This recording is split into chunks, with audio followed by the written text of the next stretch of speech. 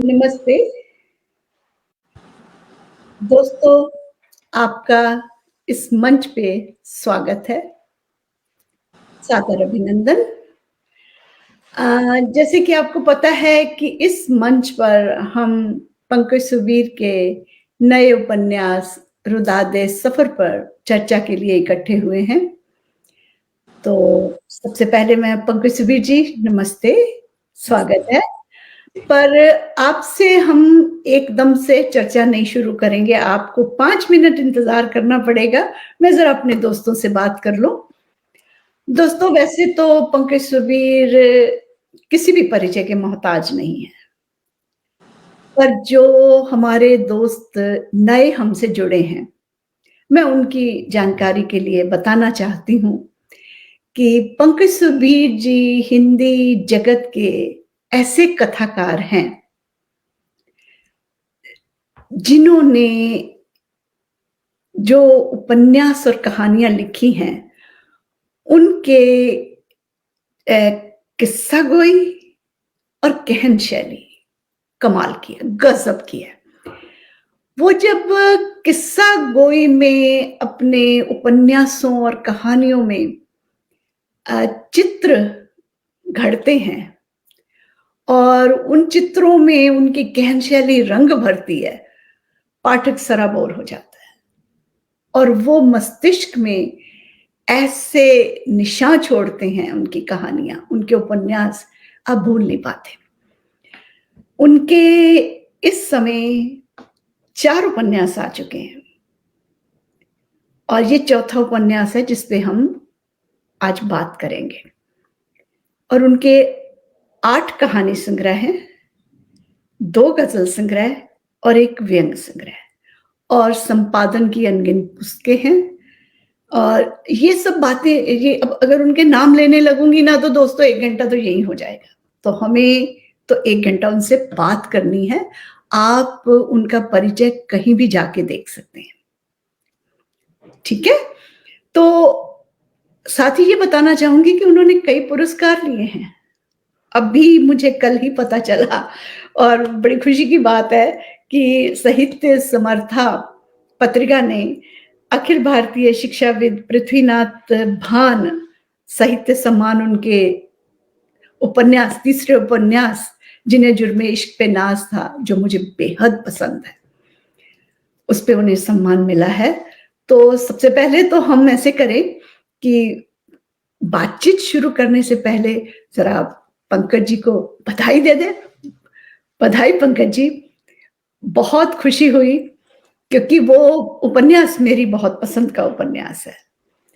आपने 3 उपन्यास जो पहले लिखे हैं अ, ये वो शहर नहीं, ये वो शहर नहीं सॉरी क्षमा चाहती हूँ, ये वो शहर नहीं और अकाल में उत्सव और जिन्हें जुर्मे इश्क पे नाज़ था। ये वो शहर नहीं तो ऐतिहासिक पृष्ठभूमि पे है और अकाल में उत्सव आपने अन्नदाता की समस्याओं को लेके लिखा है और जिन्हें जुर्मे इश्क पे नाज़ था, वो बड़ा ही संवेदनशील विषय धर्म को लेके आपने लिखा है। एक अलग परिभाषा दी है।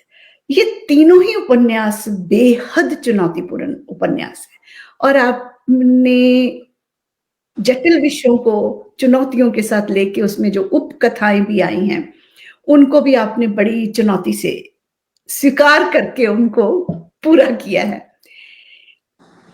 ये उपन्यास जो रुदादे सफ़र जिस पे आज हम चर्चा करने जा रहे हैं,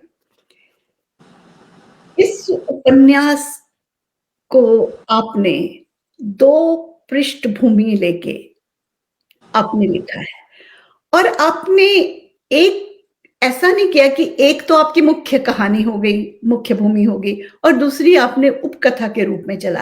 आपने दोनों को साथ-साथ लेके चले हैं और विषय संवेदनशील विषय है। एक तो बेहद संवेदनशील पिता और पुत्री के जो रिश्ता है, बहुत ही प्यारा रिश्ता, बहुत ही माँ का रिश्ता तो हमेशा ही माँ और बच्चों का हमेशा ही बहुत प्यारा रहा है, लेकिन पिता और पुत्री के रिश्ते को आपने बेहद खूबसूरती से इसमें दिया और साथ ही दूसरी भूमि आपने जो घड़ी है, वो बड़ी शुष्क और जटिल है, एनाटॉमी। तो कहीं भी आपने किसी को कम, किसी को ज़्यादा नहीं होने दिया। दोनों पैरेलल, कोई उपकथा नहीं है, दोनों ही मुख्य कथाएँ हैं। तो इसको इस तरह से लिखने की सोच कैसे आई? कब आई? वो कौन-सी मानसिक स्थिति थी? वो क्या प्रक्रिया थी कि जिसने अलग तरह के आपका लेखन होता है, इसको आपने पूरी तरह से अलग भूमि पे लिख डाला। तो क्या ऐसे संवेदनशील क्षण थे, जब आपने ये सोचा मैंने ये लिखना है? मैंने एनाटॉमी भी लिखनी है और मैंने रिश्तों को भी महत्वपूर्ण बताना है। तो वो क्षण, वो कोई घटना घटी या किसी ने आपको प्रेरित किया, क्या ऐसी मानसिक स्थिति थी? जैसे कि मैं एक पाठक के तौर पे मैं बहुत जिज्ञासु हूँ ये जानने के लिए। सबसे पहले तो धन्यवाद सुधा जी।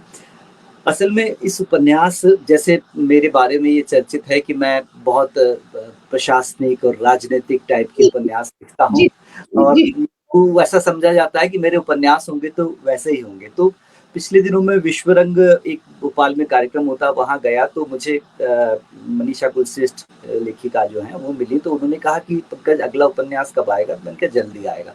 तो उन्होंने कहा कि वो वैसा ही होगा जैसे पहले थे, या कुछ नए ट्रैक पर हो। तो प्रश्न बहुत सीधा-सा था, वो वैसा ही होगा या कुछ नया होगा? तो जी, मुझे लगा कि मुझे एक कैटेगराइज़्ड कर दिया गया है कि मैं इसी तरह का लिखूँगा। तो मुझे वो एक चुनौती लगी, सबसे पहले तो वहीं से एक चुनौती आई अच्छा। कि अब वैसा नहीं लिखना है, ये चौथा उपन्यास कुछ अलग तरह का होगा, 5वां फिर भले ही उसी ट्रैक पर चला जाए। तो मैं बहुत दिनों से एक एक विषय मेरे दिमाग में था। आप जानती हैं बड़ी बेटी परी जो है वो मेडिकल कॉलेज में पढ़ रही है। तो जी, जब उसने पहले दिन, जब कैडावर शव विच्छेदन करने जब पहुंची थी, तो उसने मुझे यहाँ आकर बताया था कि वो जो जो बॉडी के बारे में उसने कहा था कि वो अंकल जी का थोड़ा-थोड़ा सा शेव बढ़ रही थी और वो अंकल जी ऐसे थे। तो मुझे उसका उस कैडेवर से या शव को अंकल जी कहकर संबोधित करना मुझे एकदम से अंदर कहीं इमोशनली थोड़ा-सा हाँ, लगा अ, कहीं लगा। तो मुझे ऐसा लगा कि क्या हो कभी ऐसा कुछ हो कि कोई डिसेक्शन के लिए पहुँचे और सामने कोई बॉडी ऐसी हो जो बहुत परिचित हो। तो बस वो वहाँ से एक सूत्र पैदा हो गया कि इस विषय पर कुछ एक अच्छी कहानी लिखी जा सकती है।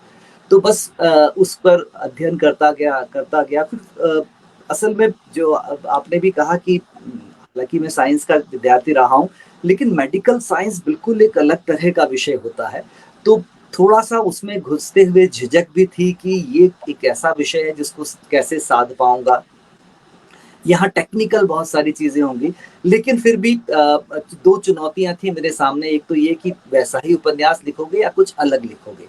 तो बस वो एक चुनौती को एक्सेप्ट किया और मैंने कहा कि नहीं, इस बार कुछ अलग लिखूँगा, कुछ ऐसा लिखूँगा जिसको सब पढ़ें और कोई भी व्यक्ति जिसको पढ़कर समझ ले। बस वो एक चुनौती स्वीकार करी और लिख दिया इसको।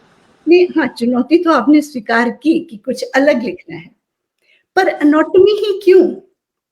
और एनाटॉमी को आपने इस तरह से दिया है कि मेरा ख़्याल है कि मेरे जैसे जो मैं अगर समझ में ये एनाटॉमी और अगर मुझे साइंस और इन सब में रुचि होती, तो मैं आज डॉक्टर होती। भाग खड़ी हुई थी क्योंकि मैं इस सब से इतना शुष्क, इतना जटिल विषय है कि मैं हुँ। इससे भाग खड़ी हुई थी। पर आपका उपन्यास पढ़ते हुए, ये इस तरह से इतनी सहजता से आपने लिखा है। मैं ये कहूँगी कि हिंदी जगत को नायाब तोहफ़ा दिया है आपने, इतनी सरलता से कि जिसकी रुचि नहीं थी इन चीज़ों में, मुझे भी उसमें मज़ा आया। और मुझे लगता है कि ये उपन्यास उस समय आया होता, तो मैं सचमुच आज डॉक्टर बनी होती। मतलब इतनी खूबसूरती से आपने उसको पूरे के पूरे उपन्यास में बाँधा है और बाकायदा एक एक तरफ पिता-पुत्री का चलता है और एक तरफ एनाटॉमी से जुड़ा सारा का सारा वो माहौल चलता है और उसमें कहीं क्लिष्टता नहीं आती, कहीं बोझल नहीं होता। हमें पता ही नहीं चलता कि हम साथ ही साथ उसको लेके चल रहे हैं। तो इसके जब हम एनाटॉमी लाते हैं, तो एनाटॉमी तो शरीर पे होती है, एक बॉडी पे होती है, कैडावर पे होती है। तो क्या जब आपने ये उपन्यास लिखना शुरू किया और आपने सोचा कि एनाटॉमी, क्योंकि बिटिया है, तो आपके मन में आया कि उस तरह से उसको दिया जाए, तो आप उसको देहदान पे ले गए हैं। ये ऐसा विषय है जो आज तक छुआ नहीं गया।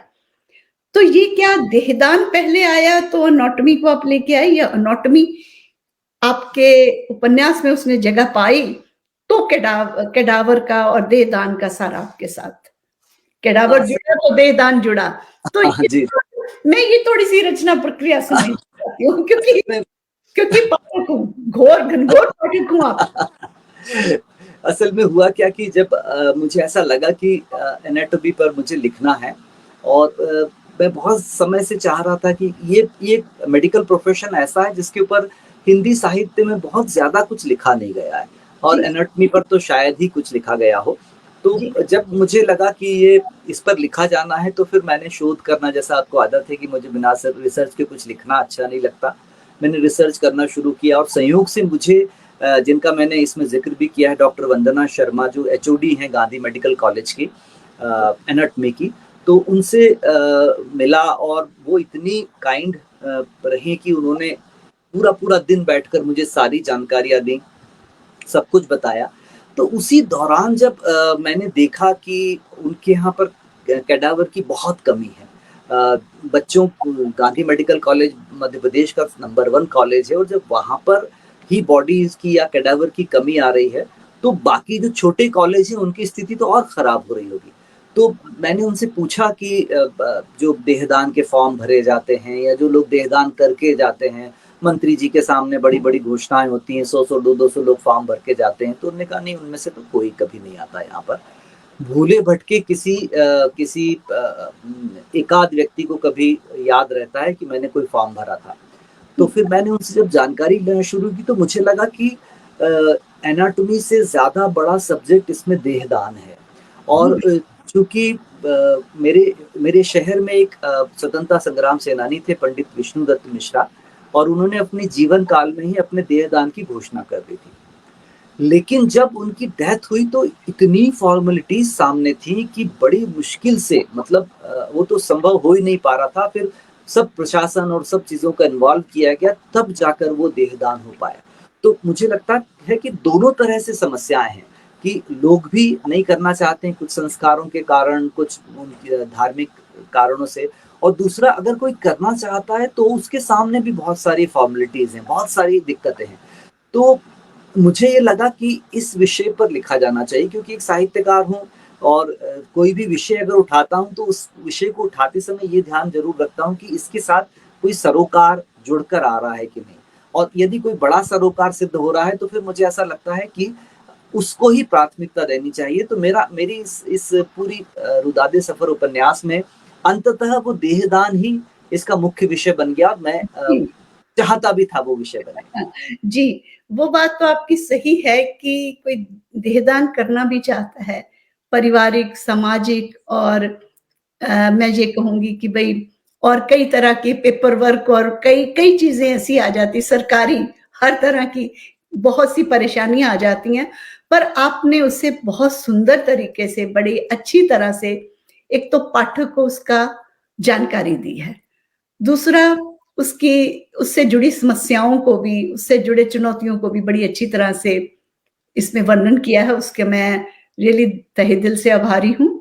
बहुत अच्छी तरह से वो चीज़ सबको समझ में आई है और वो मुख्य विषय बन गया है। देहदान जो है, वो एक उपकथा न रह के एक मुख्य विषय हो गया है। तो उसके लिए मतलब कि ये ऐसा विषय है, जो सच में कहूँ एक बहुत बड़ा सरोकार है।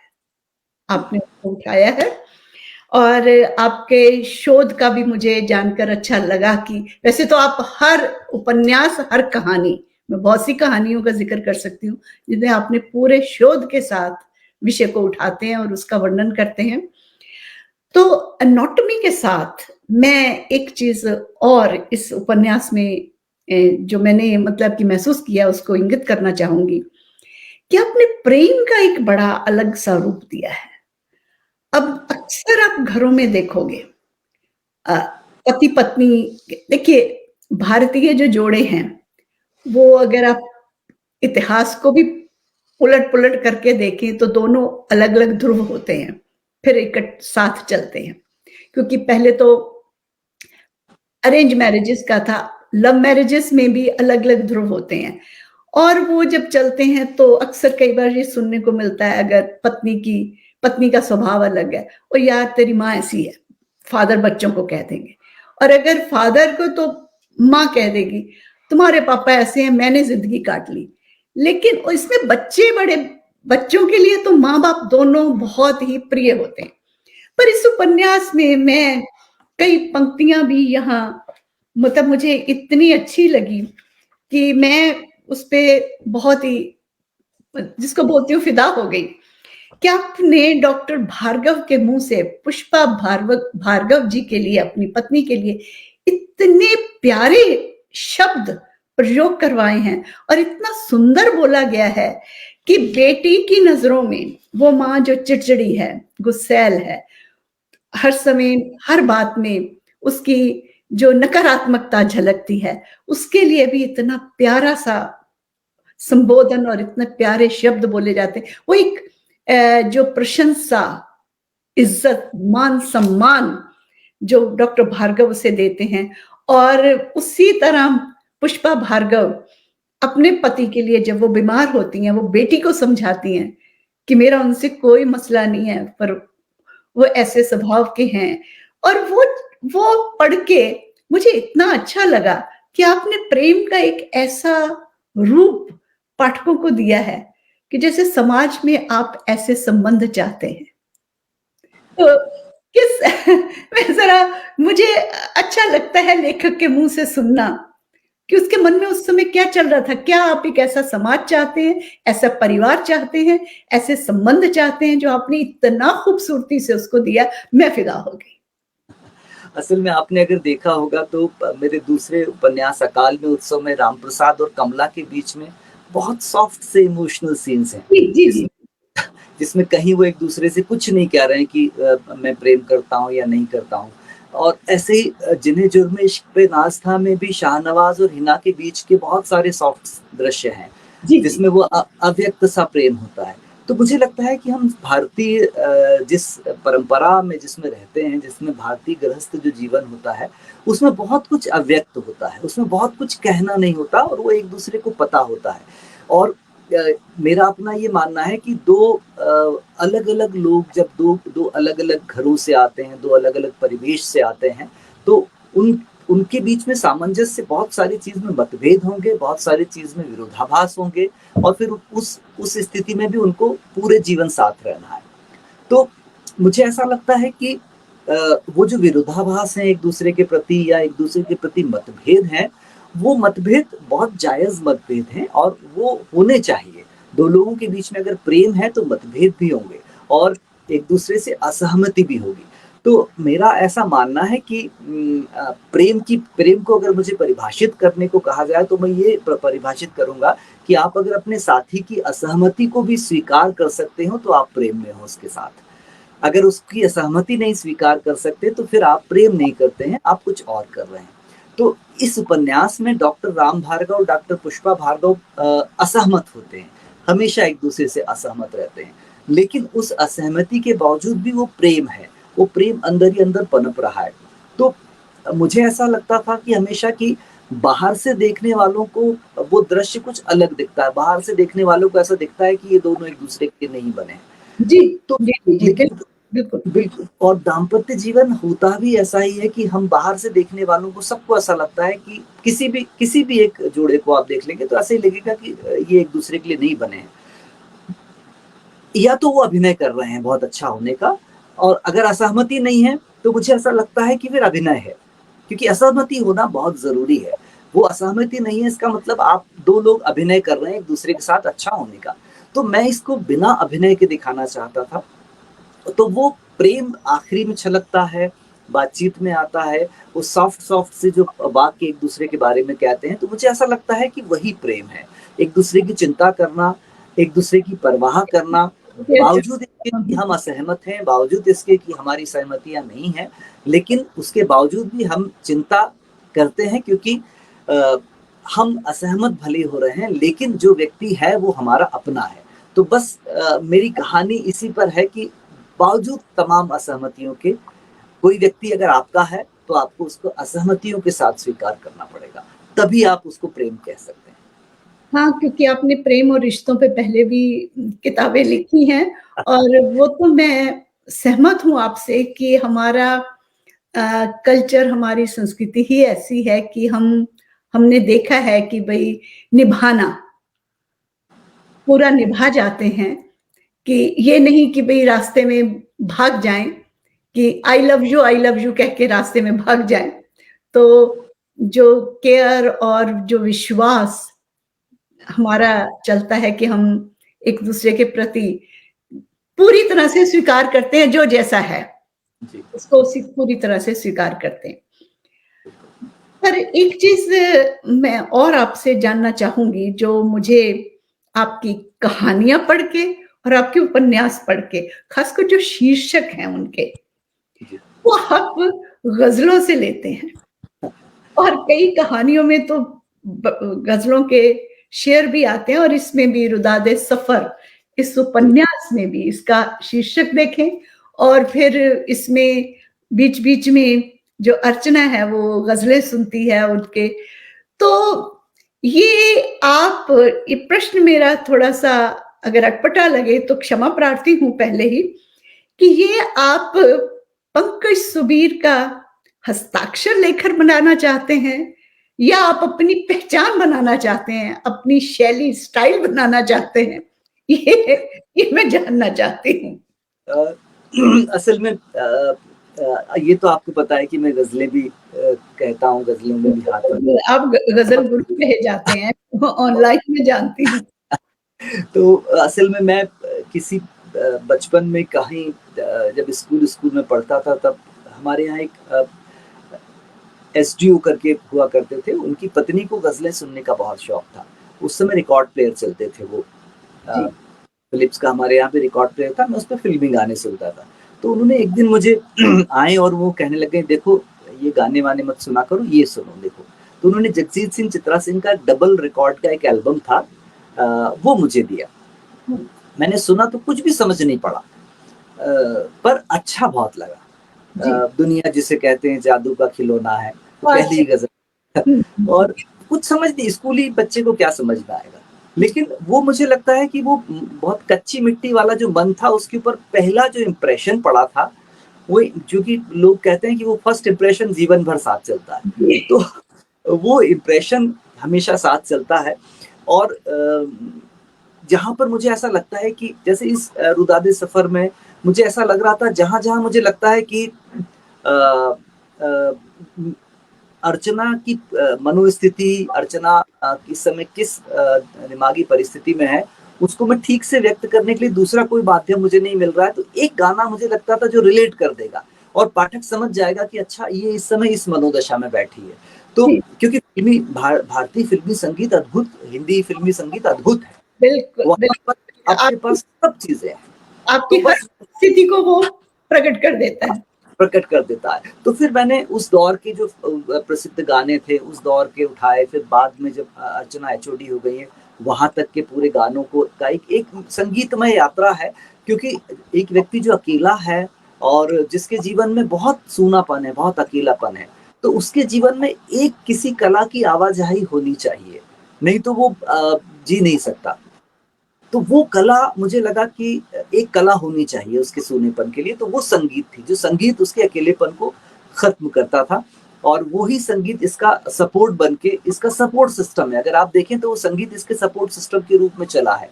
तो वही है कि जहाँ मुझे लगा कि अर्चना की मनोदशा बताने में, अर्चना किस मनोस्थिति में वो बताने में कहीं मैं थोड़ा-सा, मुझे लग रहा है कि शब्दों से बताने में कई चीज़ें बहुत अच्छी नहीं दिखती हैं। तो मुझे लगा कि अ, इस तरह से ज़्यादा अच्छे हो जाएँगे। जैसे आपने अभी जो मेरी कहानी की आपने जो बड़ी प्रशंसा की थी, कुछ दिनों पहले आई थी, ढोर चले जे हैं काहू के संगे। तो हुँ, उसमें भी बाज़ार फ़िल्म का एक गाना है, करोगे याद तो हर बात याद आएगी।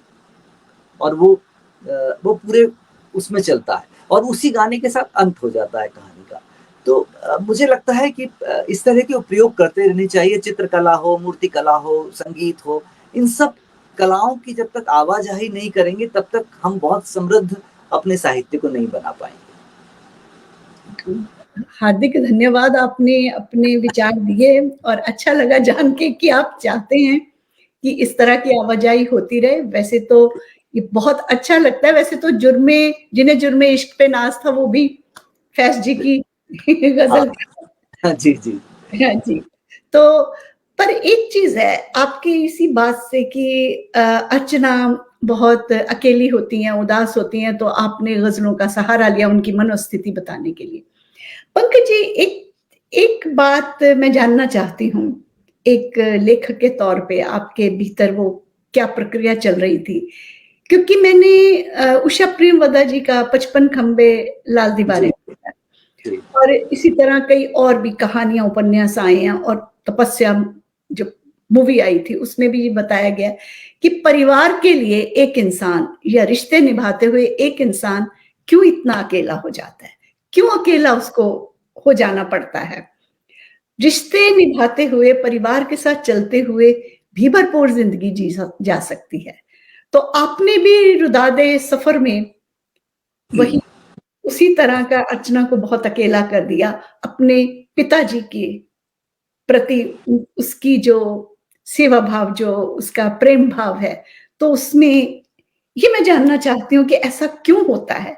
क्यों लेखक ऐसा करता है? इसको दूसरी तरह से क्यों नहीं दे सकता? मैं जानना चाहती हूँ आपसे। हाँ, जी, जी और आपके जैसा ही सवाल शिल्पा शर्मा जी ने भी पूछा है कि डॉक्टर अर्चना का जीवन तो संगीतमय तो रखा लेकिन विवाह और प्रेम से क्यों वंचित रखा? वह दुःख सालता रहा वह दुःख सालता रहा उपन्यास में। मुझे बड़ा सालता रहा जब मैं पढ़ती थी, मुझे बड़ा कष्ट होता था कि इतना अकेला क्यों कर दिया? वो बाप से, अपने पापा से प्यार करती है और जी, जी। पिता पुत्री का है, तो पिता की केयर करते हुए उसको इतना अकेला क्यों कर दिया? और यही सवाल मैंने उषा प्रियंवदा जी से पूछा था, तो उन्होंने मुझे उत्तर दिया था अगर मैं अब उसका अंत करती तो कुछ और करती। अभी इसकी एक समीक्षा मुझे किसी ने भेजी है, मुझे अभी नाम एकदम याद नहीं आ रहा। उसमें लिखा है रुदादे सफ़र एक असमाप्त कथा। तो मुझे लगता है कि जहाँ पर मैंने कहानी को छोड़ा है, वहाँ अर्चना के लिए एक शुरुआत का संकेत तो है कि जी, कलेक्टर प्रवीण गर्ग से उसकी जो नज़दीकियाँ हैं और वो किसी एक तरफ संकेत दे रहे हैं कि अब इसके आगे एक संकेत मिल रहा है कि कुछ इसके आगे होगा। और वो पाठक कहानी हाँ। आपको आगे की कहानी लिखनी पड़ेगी। लेकिन इसमें जो 2-3 चीज़ें मैंने जो बताई हैं, जैसे एक साइटस इन्वर्सस जो मैंने बीच में जिसका ज़िक्र किया है कि कुछ लोगों के शरीर के अंदर सारे ऑर्गन्स उल्टे पोज़ीशन में होते हैं, हार्ट उनका राइट साइड होता है और सब ऐसा होता है। वो मैंने एक सिंबल की तरह लिया है कि वो एक प्रतीक है कि बहुत सारे लोग ऐसे होते हैं जो कि जो दुनिया से थोड़े अलग होते हैं, जो दुनिया से थोड़े बहुत इस तरह के होते हैं कि वो दुनियादारी में नहीं होते हैं। तो अर्चना भी अपने आप को चूँकि पिता की छाया में थी, तो उसको ऐसा लगता था कि मैं भी पिता की तरह हूँ और शायद मैं मेरे लिए भी सहमत करना जो मैंने एक जगह कहा है कि आपके और माँ के बीच में तो एक ये परेशानी नहीं क्योंकि आप मेल हो और वो फीमेल है। उनको आपका ईगो सहन करना पड़ रहा है। लेकिन जो मेरा पति होगा उसको मेरा ईगो सहन करना होगा, क्योंकि मैं थोड़ी विचित्र हूँ, मैं थोड़ी अलग हूँ। और चूँकि मेल ईगो कभी इस बात को एक्सेप्ट नहीं करता है कि वो सामने वाली पत्नी का ईगो उसको एक्सेप्ट करना पड़े। तो ये एक भय उसके अंदर है कि जब तक मुझे कोई अपने जैसा नहीं मिलेगा, जैसे जो उसको शेखर मिलता है। शेखर से वो प्रेम करती है लेकिन उसको थोड़ा राह तय करने के बाद उसे पता चल जाता है कि हम अलग-अलग तरह के लोग हैं और हम बहुत डिफरेंट ज़ोन में हैं दोनों के दोनों और इसलिए हमारा जो आगे का जीवन है वो बहुत एक-दूसरे के साथ बहुत कंफर्टेबल नहीं होगा और जो आकाश अभी कह रहे हैं कि इश्क तो हुआ पर मुकम्मल नहीं हुआ। तो एक मैंने बहुत पहले गज़ल कही थी उसमें एक शेर था कि हुआ जो भी मुकम्मल मर गया वो, अधूरे प्रेम सदियों से हरे हैं। तो मुझे लगता है कि वो एक अधूरा प्रेम उसके जीवन में शेखर का है और एक इंतज़ार है कि उसका सबसे ठीक काउंटर पार्ट जब आएगा, उससे सबसे ठीक जब साथी उसके जीवन में आएगा तो वो उसको एक्सेप्ट कर लेगी और इस कहानी में अगर हम देखें तो वो संकेत मिलते हैं। वो आधी कहानी खत्म होने तक वो संकेत मिलने शुरू हो जाते हैं कि प्रवीण गर्ग जो लगभग-लगभग उसी के जैसा व्यक्ति है, वो उसके जीवन में आ रहा है। और कहानी में आगे जिसको असमाप्त कथा, क्योंकि जिस जगह पर कहानी खत्म हो रही थी, एक अच्छी फिल्म को अगर हम देखते हैं तो उसका एंड वहीं होना चाहिए जहां पर सबसे परफेक्ट जगह है। तो मुझे लगा कि इस जगह पर इसका अंत होना चाहिए, तो वो वहां अंत हो गया। लेकिन उसके आगे पाठक के पास समझने के लिए बहुत पूरा का पूरा आसमान पड़ा है कि प्रवीण गर्ग है और प्रवीण गर्ग उसकी लाइफ में आ चुका है। ये वो अकेलापन नहीं है, वो अकेलापन समाप्त होगा। देखिए जी, आप जो भी कह दें, लेकिन ये जो पाठक है जो आपके सामने इस समय बैठी है, इसके साथ आपने बहुत अन्याय किया। मैं तो उसके उसके बारे में सोच रही थी, शायद अंत में कुछ हमें हिंट मिले, कुछ थोड़ा-सा दोनों तरफ से हल्का-सा एहसास मिले। तो आपने तो अंत कुछ ऐसा करके पासा ही पलट दिया है। तो आपका अंत विचित्र है। बिल्कुल, जिसको बोलते हैं कि हम आशा भी नहीं कर सकते थे जो आपने इस उपन्यास का अंत किया है। और वो अंत ने जो प्रेम के लिए पाठक मचल रहा था कि शायद कुछ आगे पता चले, उसको भी अधूरा छोड़ के पाठक को ऐसी स्थिति में डाल दिया है कि अब मन करता है कि इसका दूसरा हिस्सा लिखा जाए। अब इसका दूसरा हिस्सा लिखें। तो अच्छा पंकज जी, अब एक प्रश्न मेरा है इस उपन्यास को पढ़ने के बाद कि आपने इस उपन्यास में डॉक्टर अर्चना की सोच पर लिखा है, एक बेटी की सोच पर ये उपन्यास लिखा है। मतलब एक पिता पुत्री के जो रिश्ते हैं उनको लेके ना एक बेटी की तरफ से ये पूरा का पूरा उपन्यास चला है। उसकी सोच में आप आए हैं, उतरे हैं। तो आपके 2 बेटियां हैं। इस उपन्यास के बाद उनकी क्या प्रतिक्रिया हुई है इस उपन्यास पे या आपकी सोच पर जो आपने इसमें दिया है? वो कितनी सहमत हैं? असल में बेटियां तो पिता को प्यार बहुत करती हैं, लेकिन पिता से सहमत कभी नहीं होती हैं। पिता को सबसे ज्यादा डांटती फटकारती, ये कैसे कलर के कपड़े पहन लिए, ये क्या पैंट पहन ली। तो वो है, लेकिन बेटियां तीनों बहुत प्रेम करती हैं, नंदिनी, परी और पंखुरी। और उनको भी पसंद आया है उपन्यास। और ये तरीका, हालांकि दुखांत तो पसंद नहीं आते हैं किसी को भी, लेकिन बाकी चीजें उनको ठीक लगी हैं। और इस उपन्यास में मेरे लिए सबसे बड़ा चैलेंज ये था कि मुझे ये राम भार्गव होकर नहीं लिखना था, मुझे अर्चना होकर लिखना था। तो वो एक चुनौती बहुत बड़ी क्यों आपने ये चुनौती क्यों क्यों ली? क्या मुझे लगा। हाँ, मुझे ऐसा लगा कि जी राम भार्गव होकर लिखना, मुझे ऐसा लगा कि वो मेरा कंफर्ट जोन रहेगा। इस उपन्यास में मैं अपने सारे कंफर्ट जोन तोड़ना चाहता था। मैं चाहता था कि वो मेरा जो एक व्यंग वाली भाषा में उपन्यास लिख देना, मेरा एक बहुत जो अकाल में उत्सव भी एक बहुत सैड उपन्यास है, लेकिन उसमें व्यंग पूरे उपन्यास में मौजूद रहता है। जुर्म इश्क पे नाज़ था में भी है, और पहला उपन्यास ये वो शहर तो नहीं में तो है ही है। तो इस उपन्यास में मैं चाहता था कि इसमें व्यंग का कहीं कोई एक छोटा सा वाक्य भी ना हो, कुछ भी ना हो, और ये पूरा सैड हो। तो एक कंफर्ट जोन मैंने वो तोड़ा कि नहीं, मैं इसमें कहीं कहीं कुछ मेरी वो वाली भाषा नहीं होगी, व्यंग वाली। दूसरा, मुझे ऐसा लगा कि डॉक्टर राम भार्गव होकर लिखना बहुत आसान है, और उसमें कुछ नहीं है, आपको इमेजिन करना है एक बेटी का पिता जो मैं हूँ ही हूँ, और बेटी मेडिकल कॉलेज में पढ़ी रही है, तो मेरे लिए आसान हो जाएगा। लेकिन मुझे ऐसा लगा कि अगर मैं इस उपन्यास को अर्चना भार्गव के एंगल से लिखूंगा तो मेरे लिए मुश्किल होगा, मेरे लिए कठिन होगा, और जब कठिन होगा तभी कुछ ठीक लिखा पाएगा। अगर आसान रास्ता पकड़ लिया तो वो, अब इसके जो इसमें जो इमोशंस हैं, वो इमोशंस वैसे उभर कर नहीं आते जैसे अभी आ रहे हैं। क्योंकि मेरा ऐसा मानना है कि इमोशंस या भावों को जितना अच्छा स्त्री के पास खजाना होता है उनका, उतना पुरुष के पास नहीं होता। अगर स्त्री और पुरुष की तुलना भावों पे की जाए तो 100 और 50 का मामला है, और कई कई जगह तो 50 से भी नीचे उतरकर 25-30 तक उतर जाता है मामला। तो ये इतना बड़ा फर्क है भावों में। तो मुझे लगा कि इसीलिए इस उपन्यास को राम भार्गव, क्योंकि ये बहुत इमोशनल उपन्यास है, राम भार्गव होकर अगर आपने लिखा तो वो भाव नहीं आ पाएँगे जो अर्चना के पक्ष से आएँगे।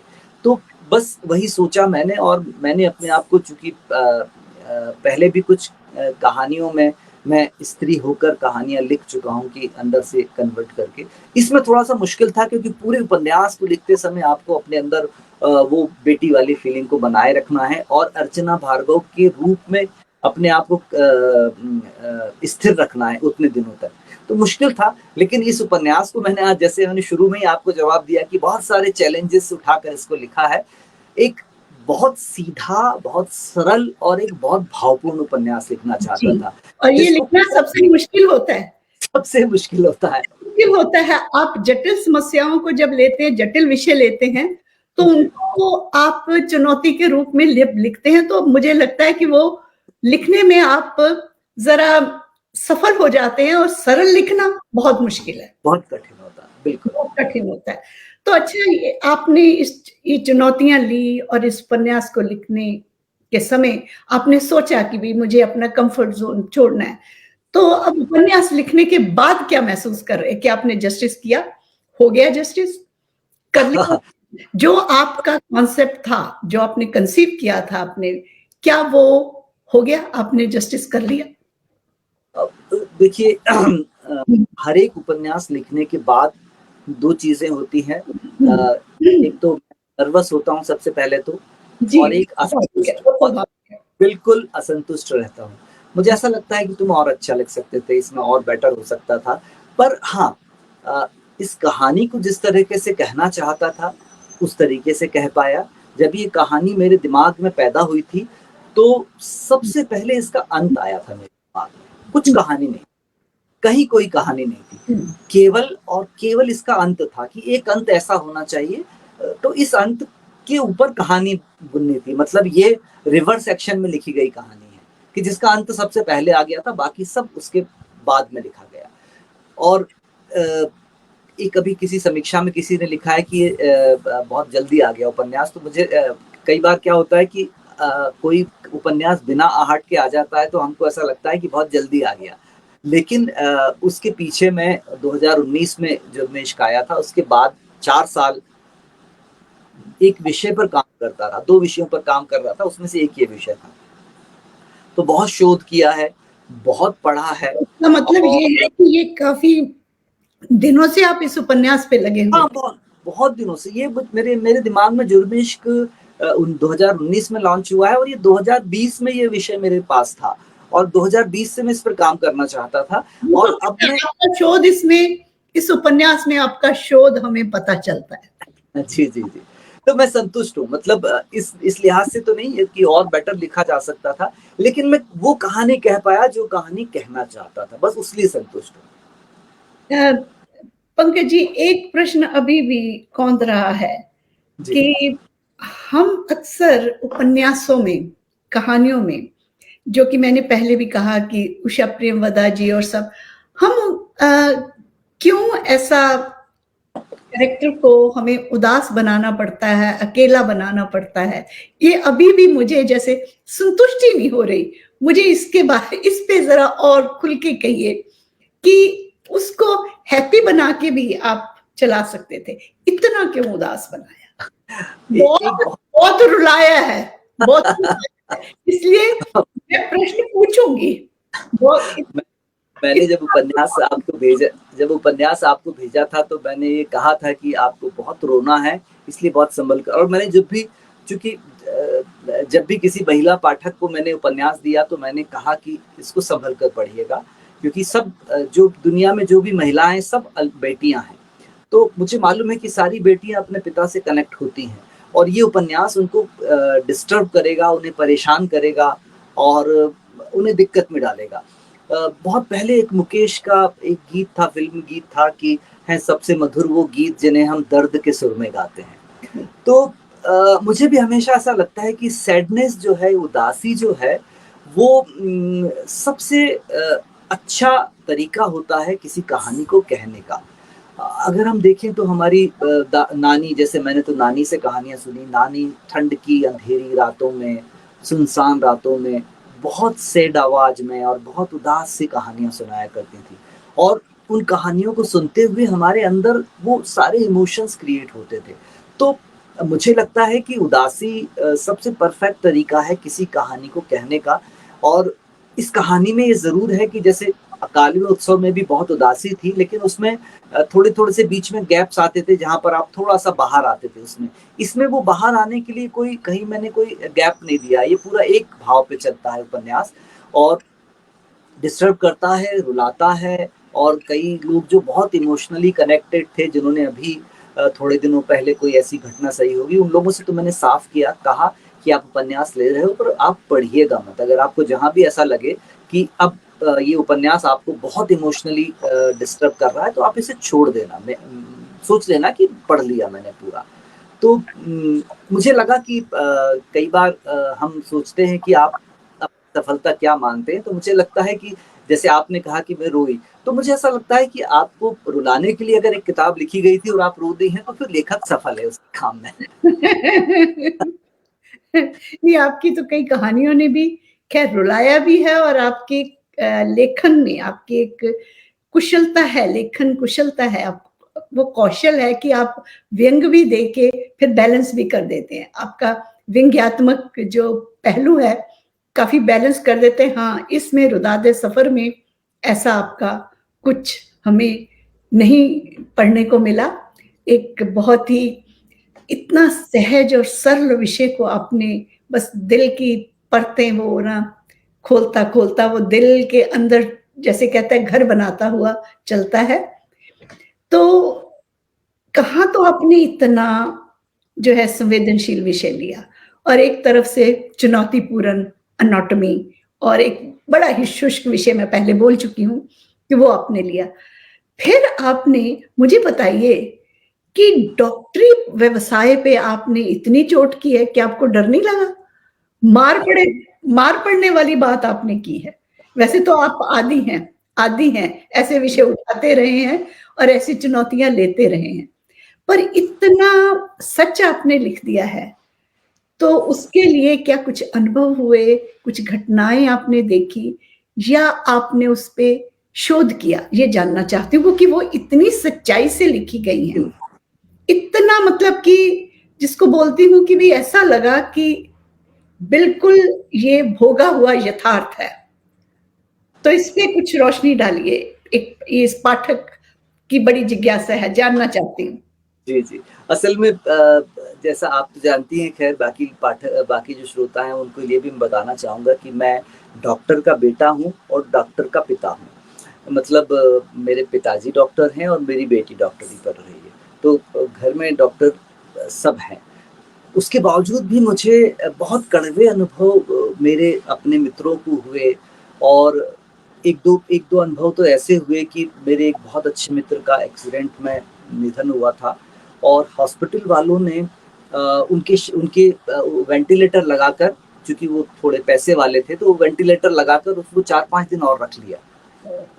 आफ्टर डेथ रख लिया 4-5 दिन, ताकि और पैसे वसूले जा सके। तो मेरा ये कहना है कि हर फील्ड जब भी पूरा का पूरा जो डिग्रेडेशन होता है, जब भी चीज़ें खराब होनी शुरू होती हैं, तो सारा समाज एक साथ खराब होता है। ऐसा नहीं होता कि एजुकेशन बची रह जाएगी, हेल्थ बचा रह जाएगा, लिटरेचर बचा रह जाएगा, पॉलिटिक्स बची रह जाएगी, जर्नलिज्म बची रह जाएगी। सब कोलैप्स होते हैं और सारे कोलैप्स हो रहे हैं क्योंकि वो बीमारी सब में लगी हुई है। तो चिकित्सा कैसे बचा रहेगा? चिकित्सा तो इस समय की सबसे ज़्यादा पैसा देने वाला व्यवसाय है, जिससे आज की तारीख में आप सबसे ज़्यादा पैसा कमाते हो। और जो पैसा जिससे आप ले रहे हो, वो कभी मना नहीं करेगा। आपने उससे कहा कि अभी मैं भारत के उदाहरण बताऊं कि हार्ट की एंजियोप्लास्टी के लिए अंदर ले जाते हैं, खोलते हैं, अंदर से एक डॉक्टर आता है, वो कहता है कि एंजियोप्लास्टी करनी पड़ेगी, अब आप बता दो कि कौन सा वाला स्टेम लगाएं, 50,000 वाला, 1 लाख वाला, 1.5 लाख वाला। तो अब वहां पर ऑप्शन तो ये बचा ही नहीं कि करें कि ना करें, ऑपरेशन तो कर रहे हैं, आप तो ये बताओ कितने का लगना है। तो इस तरह की बहुत सारी चीजें हैं। बहुत ये जो इसमें मैंने एक छोटा सा विषय उठाया, एक्चुअल में मैं इस विषय पर, ये जो पूरा चिकित्सा क्षेत्र में जो ये सब चल रहा है, इसके ऊपर मैंने बहुत पहले एक पूरा का पूरा उपन्यास प्लान किया था, जिसका नाम वेंटिलेटर रखा था मैंने। पर वो किसी कारण से लिख नहीं पाया, और उसमें तो और ग्रे शेड्स पूरे के पूरे निकल कर आने थे।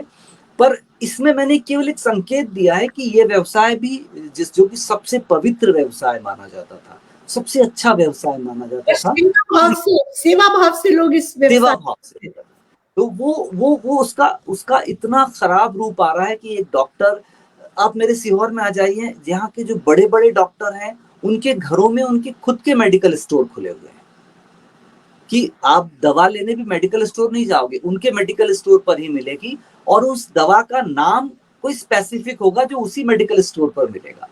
उसका जो कंपोजिशन है वो तो कॉमन है, वो कंपोजिशन से आप ढूंढोगे तो किसी भी मेडिकल स्टोर पर मिल जाएगा, पर डॉक्टर कह रहा है कि नहीं, कंपोजिशन नहीं चाहिए, ये नाम चाहिए। और बाजार में अगर वो 10 रुपए की मिल रही तो वहां 20 रुपए की मिलेगी। तो ये सब इतनी खराबी इसमें आ गई है। जैसे कोरोना में लोगों ने कहा कि डॉक्टरों ने बहुत काम किया, निश्चित रूप से बहुत अच्छा काम किया, लेकिन कोरोना काल की भी बहुत खराब कहानियां चिकित्सा विभाग की मेरे पास हैं। ऐसी कहानियां जिनको हम सुना भी नहीं सकते, नहीं तो लोगों का इंसानियत पर से भी विश्वास उठ जाएगा। तो मुझे लगता है कि ये कहानियां कहनी भी जरूरी है। इसलिए जरूरी है कि मुझसे कि कोई ने एक बार कहा कि तुमने उसके ऊपर कहानी लिख दी, क्या हुआ? तो मैंने कहा मुझे कोई फर्क नहीं पड़ता कि क्या हुआ कि नहीं हुआ, लेकिन अगर कोई दूसरा व्यक्ति इस तरह का काम करने का सोच रहा होगा तो उसे इस बात का डर जरूर होगा कि कोई लिख देगा। बस वो डर बना रहा है समाज में कि कोई देख लेगा, कोई लिख देगा। उस डर को जिंदा रखना है हम लोगों को। पंकज जी, इसमें आपने जब जिक्र किया है कि उनको कहा जाता है कि डॉक्टरों को कि ये आप दवाई प्रिस्क्राइब करें, मैं खुद डॉक्टरों के परिवार से हूँ। मेरे मम्मी पापा भैया तीनों फिजिशियंस थे, और वो मुझे जो पृष्ठ मेरे इतने दिल के करीब लगे, मैंने वो सारा सच देखा है। मेरे पापा के पास, मेरे भैया के पास भी आते थे और कहते थे कि आप प्रिस्क्राइब कीजिए, इतनी कमीशन आपके घर पहुंच जाएगी। और मेरे मम्मी पापा भैया तीनों ने, शायद इसीलिए वो कभी भी रिच डॉक्टर नहीं बने, वो सिर्फ एक सेवा करने वाले ही डॉक्टर रहे, क्योंकि हमारा एक क्लिनिक ऐसा था जहां से फ्री दवाइयां दी जाती थी। तो ये वो आपने इसमें जो सच्चाइयां लिखी हैं, इतने करीब लगी हैं, मेरा ख्याल है कि मेरी तरह और बहुत से पाठकों को बड़े करीब लगेंगी, बड़े दिल के करीब लगेंगी, कि ये जैसे उन्हीं के साथ ये चीजें घटी हैं, घटती भी हैं। जी। मैं यहाँ से एक प्रश्न और पूछना चाहती हूँ अपनी जिज्ञासा के लिए। आप चरित्र कहाँ से ढूंढते हैं? आप अपने उपन्यास और कहानियों के चरित्र कहाँ से ढूंढते हैं? क्योंकि ये इतने करीब लगे हैं सबके, आपके सब उपन्यास, सब कहानियां, कई कहानियां तो मैंने आपसे जिक्र भी किया है कि वो मेरे बचपन की लगती या मेरे बड़े करीब लगती हैं। तो आप कहाँ से चरित्र ढूंढते हैं? क्योंकि काल्पनिक इतने करीब नहीं लिखे जाते, काल्पनिक जो कथाएं होती हैं वो और होती हैं। तो जरा खोल दीजिए अपने अंदर की बातें, जरा हम भी सुन लें। असल में पात्र तो सचमुच आपने जो कहा कि पात्र तो काल्पनिक नहीं होते, पात्र तो आपको तलाशते रहना पड़ता है, और उस कई बार ऐसा होता है कि हम 2-3-4 पात्रों को रियल पात्रों को मिलाकर एक पात्र को बनाते हैं। कुछ जी। कहीं से लेते हैं, कुछ कहीं से लेते हैं, कुछ कहीं से लेते हैं, और फिर एक पात्र बनाते हैं। और जैसे इसमें जो डॉक्टर राम भार्गव, मैंने कहा कि मैं डॉक्टर का बेटा हूँ, तो मेरे पिताजी में बहुत कुछ है ऐसा कि वो भी एक रिटायरमेंट के बाद 25 साल तक यहाँ पास में एक छोटी जगह इछावर, वहाँ इलाज करने जाते थे, क्योंकि वो चीफ मेडिकल ऑफिसर से रिटायर हुए और उनको पेंशन वगैरह ठीक मिलती है, तो उनको केवल वो वहाँ जाते थे। और आज की तारीख में जब 800 से 1000 रुपए एक डॉक्टर फीस लेता है देखने की, केवल एग्जामिन करने की, उसमें कोई दवा शामिल नहीं होती, वो वहाँ गाँव पे जाकर बैठते थे, और वहाँ पर प्रारंभ में वो जब शुरुआत में जाना शुरू करा तो 20 रुपए लेते थे, और बाद में उन्होंने बहुत लोगों के कहने पर उसे 50 रुपए किया था। 50 रुपए में दवाइयां भी देना, इंजेक्शन भी लगाना और सब कुछ करना, और वो 50 रुपए केवल इस बात के कि वो आने जाने की गाड़ी का पेट्रोल निकल जाए। तो मुझे लगता है कि ये प्रोफेशन इसी तरह का होना चाहिए, ये वैसा ही होना चाहिए। तो राम भार्गव को मैंने थोड़ा सा वहां से इंस्पायर किया। एक और डॉक्टर पापा के साथ के डॉक्टर थे, बहुत पहले मेरे बचपन मैंने उन्हें देखा था, वो लता मंगेशकर के बहुत भक्त थे और बड़े सर्जन थे, लेकिन उनकी सर्जरी के दौरान लता मंगेशकर के गाने बजते रहते थे सर्जरी रूम में भी, और इतने एक्स्ट्रा ब्रिलियंट सर्जन थे वो, कि बाहर से लोग उनसे ऑपरेशन कराने आते थे। और मुझे याद पड़ता है कि उस समय की बात है, करीब 90 की बात है, 1990 की बात है। तो उस समय लता मंगेशकर के बारे में किसी ने कहा था कि लता मंगेशकर की डेथ हो गई। तो उन्होंने कहा था नहीं, अभी वो थोड़े से ज्योतिष भी जानते थे, तो उन्होंने कहा था अभी नहीं, ये 30-35 साल अभी और रहेंगी, उसके बाद जाएंगी। तो मैं जब अभी पिछले साल लता जी गई तो मुझे अचानक उनकी भी बात याद आई। तो वो जो जीनियस होता है, वो जीनियस कुछ ऐसा खपती भी होता है। जीनियस को खपती होना बहुत जरूरी है, उसे सनकी होना बहुत जरूरी है, उसे अपनी दुनिया में रहना बहुत जरूरी है। अगर वो ऐसा नहीं होगा, वो आम लोगों जैसा हो जाएगा, तो फिर वो क्रिएट नहीं कर पाएगा। वो जो सर्जन थे वो अद्भुत सर्जरी, उनके हाथों में लोग कहते थे जो शिफा होती है या जादू होता है वो था। तो इसमें थोड़ा सा उनका जहाँ संगीत वाला पार्ट है उनका है, कुछ पापा से लिया है, कुछ दूसरी जगहों से लिया है। और एक बहुत मॉडल सा डॉक्टर मैंने क्रिएट किया है कि डॉक्टर प्रोफेशन ऐसा होना चाहिए। और अभी जैसे मैं सैलरीज की बात नहीं करना चाहिए, लेकिन गवर्नमेंट में इतनी अच्छी सैलरी मिल रही है कि उस सैलरी में अगर आप प्राइवेट प्रैक्टिस के पीछे ना भागो, कुछ भी ना करो, तो आपकी जिंदगी अच्छे से चल जाएगी, आप सेवा कर सकते हो। लेकिन उसके बावजूद भी इन करप्ट प्रैक्टिसेस में जुड़े हुए हैं, इसमें जुटे हुए हैं। तो मुझे लगता है कि इन सब में कहीं एक रोशनी की किरण छोड़ना चाहिए। तो राम भार्गव वो रोशनी है जिसकी उम्मीद पर मुझे लगता है कि अभी लोग इस प्रोफेशन में विश्वास बनाए रखेंगे। आपने बहुत अच्छी तरह से इस चरित्र को उभारा है और सच में वो एक रोशनी छोड़ते हैं। और मतलब कि ये एक आशा की किरण आपने आपके हर उपन्यास में छोड़ी गई है।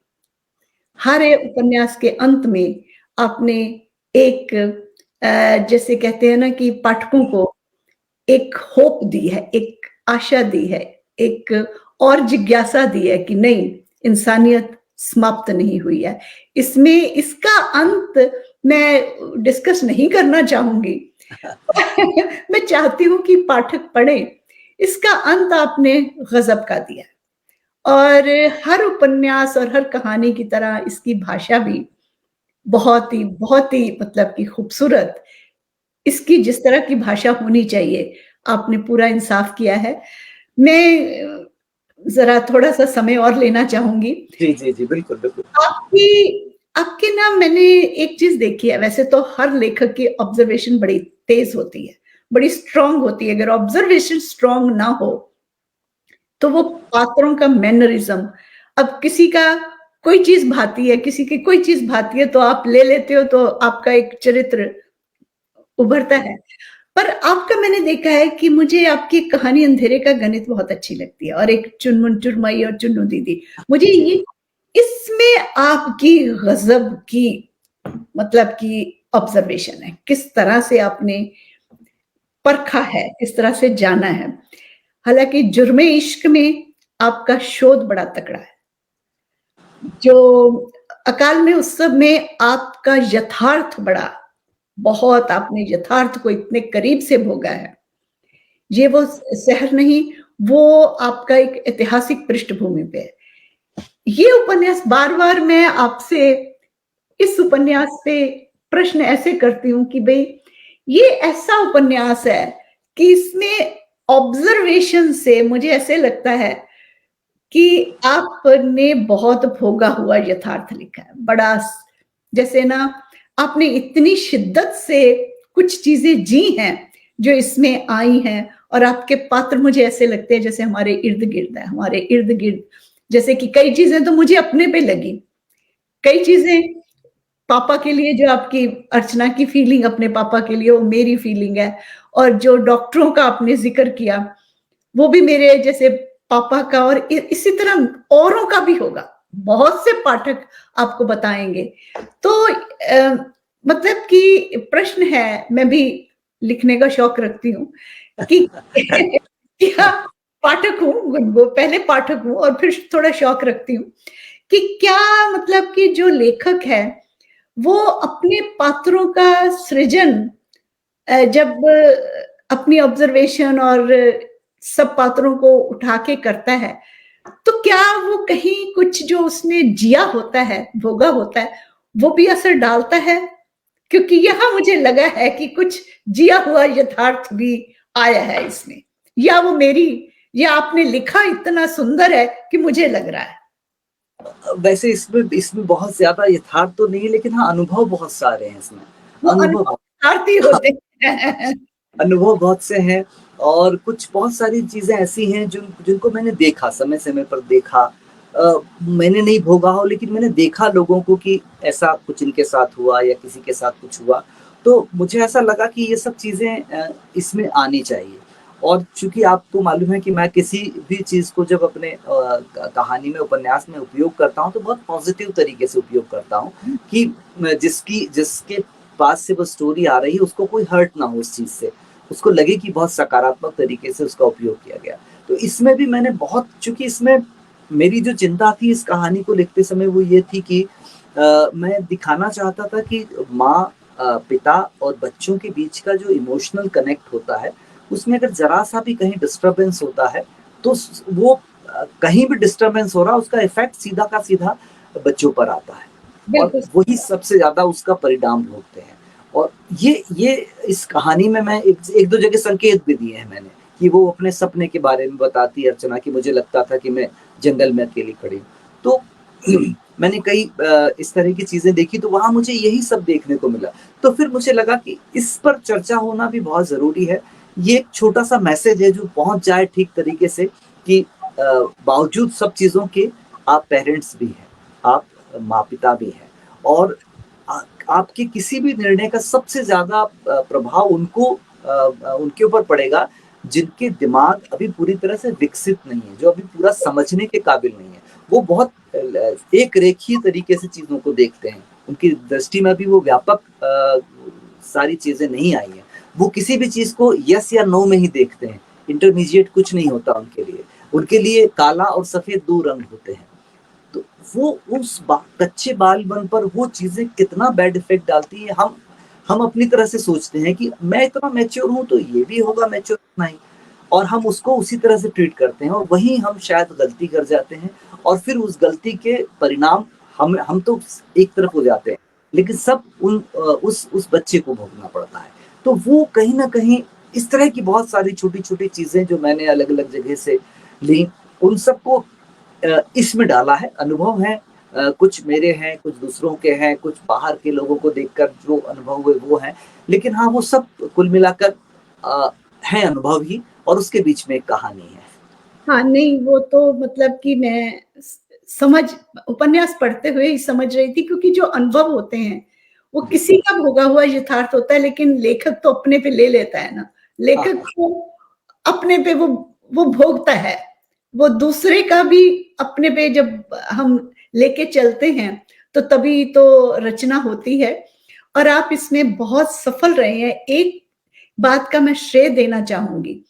अक्सर कई बार होता क्या है, माँ के प्रति प्यार दिखाते हुए हम पिता के प्रति अन्याय कर बैठते हैं, उसको खलनायक बना देते हैं।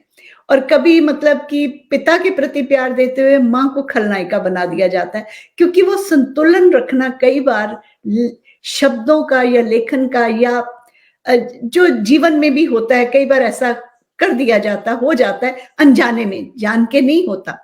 पर इसमें आपने बहुत खूबसूरती से संबंधों को लेके चले।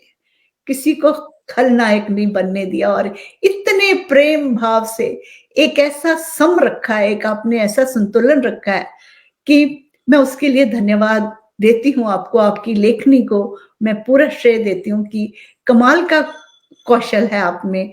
इतना सुंदर तरीके से आपने वो सब में से सब रिश्तों को निकाल के ले गए हैं।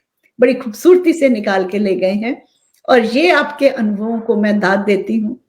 ये अनुभवों की ही देन होती है, वरना कई बार हम जीवन में भी संतुलन जिस तरह खोते हैं, लेखन में भी खो देते हैं। तो इस उपन्यास में आपने इस बात का बहुत अच्छी तरह से ध्यान रखा और सबसे बड़ी जो मैं एक श्रेय और देना चाहूँगी, जो मुझे पढ़ते हुए महसूस हुआ, आप डॉक्टर तो नहीं हैं, लेकिन आपने इतनी खूबसूरती से सारी एनाटॉमी हम सब पाठकों को, विद्यार्थियों को समझा दी कि हमें ऐसे लगा कि आप कहीं मतलब कि मैं बहुत अच्छी तरह से जानती हूँ, पर फिर भी लगा कि आप जैसे डॉक्टर हैं और इतने शब्दों का और अंग्रेजी के शब्द उसका आपने मर्ज उसको ऐसे किया है, इस तरह से उसका सम्मिश्रण किया, इस तरह से मिलाया है कि वो कहीं चुभे नहीं, कहीं बोझिल नहीं लगे और जो आपने छोटी-सी कथाएँ साथ में, मैं उपकथाएँ नहीं कहूँगी, वो कहानी को मुख्य मुख्य कहानी को सपोर्ट करने के लिए, साथ देने के लिए जो आपने 1-2 पात्र आप लेके आए और उनकी कहानियाँ चली हैं, वो इस तरह से आपने मतलब कि अतीत और वर्तमान में और उनको आपने मिलाया है, मुझे वो आपका अंदाज़, आपकी शैली, मुझे वो कहन की जो शैली मुझे बेहद पसंद आई। मैं दिल से आभारी हूँ इतना सुंदर उपन्यास हमें देने के लिए और आज आपसे बातचीत करके मुझे सच्ची कहूँ बहुत खुशी हुई है क्योंकि बहुत सी बातें थी जो मैं आपसे साझा करना चाहती थी, पाठकों से, अपने दोस्तों से साझा करना चाहती थी, जो एक पाठक के तौर पे मुझे महसूस हुई है। तो दोस्तों फिर हम आज इनको जाने देते हैं और आपके जब और कुछ सवाल हों, तो फिर इनको कहेंगे कि आइए ज़रा हमसे बातचीत कीजिए। अभी तो इतने मेरे अपने सवाल थे, फिर आप सबके जो सवाल होंगे, हम इनसे बात करेंगे और इनको फिर बुला लेंगे और सर जी आपको आना पड़ेगा।